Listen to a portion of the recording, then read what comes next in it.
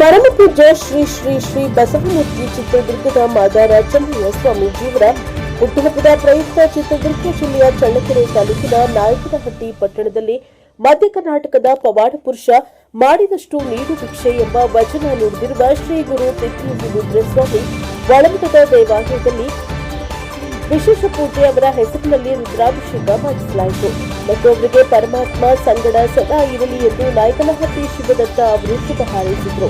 ಈ ಸಂದರ್ಭದಲ್ಲಿ ಉಪಸ್ಥಿತರಾದ ತಾಲೂಕು ಮತ್ತು ನಾಯಕನಹಟ್ಟಿ ಬಿಜೆಪಿ ಮಂಡಲ ಅಧ್ಯಕ್ಷ ಚನ್ನಗನಹಳ್ಳಿ ಮಲ್ಲೇಶ್, ಟಿ ರಮೇಶ್, ಶಂಕರಪ್ಪ, ಬೋರೇಶ್, ಗಗನದತ್ತ, ಪುರಬ್, ಮೋಹನಮೋಹರ್ ಇತರರು ಬೆಳಗುರ್ಗ.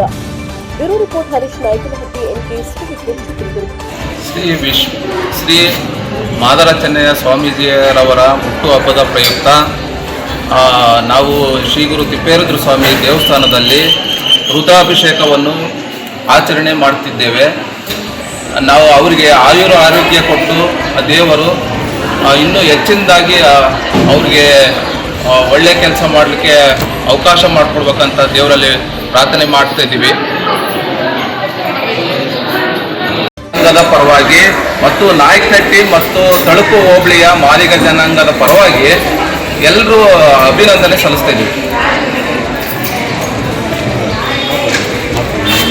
ಶ್ರೀ ಶ್ರೀ ಪರಮ ಪೂಜ್ಯ ಮಾದಾರ ಚೆನ್ನಯ್ಯ ಸ್ವಾಮೀಜಿಯವರ ವಿಶೇಷವಾಗಿ ರುದ್ರಾಭಿಷೇಕವನ್ನು ಮಾದಿಗ ಸಮಾಜದಿಂದ ತಾಲೂಕು ಮತ್ತು ಮಲ್ಲೇಶ್ ಅವರು ಮಂಡಲದ ಬಿಜೆಪಿ ಅಧ್ಯಕ್ಷರು ಮತ್ತು ಶಿವದತ್ತ ಬಿಜೆಪಿ ಜಿಲ್ಲಾ ಎಸ್ ಸಿ ಮೋರ್ಚಾ ಉಪಾಧ್ಯಕ್ಷರು ಹಾಗೂ ಇನ್ನಿತರ ಮುಖಂಡಗಳ ನೇತೃತ್ವದಲ್ಲಿ ಈ ದಿನ ನಾಡಿನ ಒಳಿತಿಗಾಗಿ ಸಮಾಜದ ಒಳಿತಿಗಾಗಿ ಸ್ವಾಮೀಜಿಯವರಿಗೆ ಇನ್ನೂ ಆರೋಗ್ಯ ಆಯುಷ ಎಲ್ಲ ಕೊಟ್ಟು ಸಮಾಜನ ಉನ್ನತ ಸ್ಥಾನಕ್ಕೆ ಮತ್ತು ದೈವಭಕ್ತ ಕಡೆಗೆ ಎಳೆದುಕೊಂಡು ಹೋಗಿ ಅಂತೇಳಿ ರುದ್ರಾಭಿಷೇಕವನ್ನು ಅರ್ಪಿಸಿ ದೇವರಲ್ಲಿ ಪ್ರಾರ್ಥನೆ ಮಾಡಿದ್ದೀವಿ.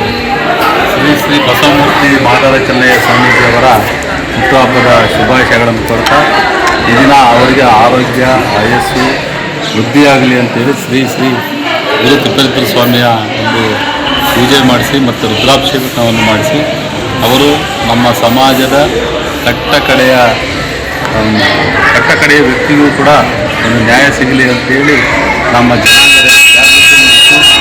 ಜನಾಂಗದ ಏಳಿಗೆಗಾಗಿ ಹಗಲಿರುಳು ಎಲ್ಲ ಕಾಲೋನಿಗಳಲ್ಲಿ ಎಲ್ಲ ಇದರಲ್ಲಿ ತಿರುಗಾಡ್ತಾ ಅವರು ನಮ್ಮ ಸಮಾಜವನ್ನು ಜಾಗೃತಿಗೊಳಿಸುವಂಥ ಕೆಲಸ ಮಾಡ್ತಿದ್ದಾರೆ.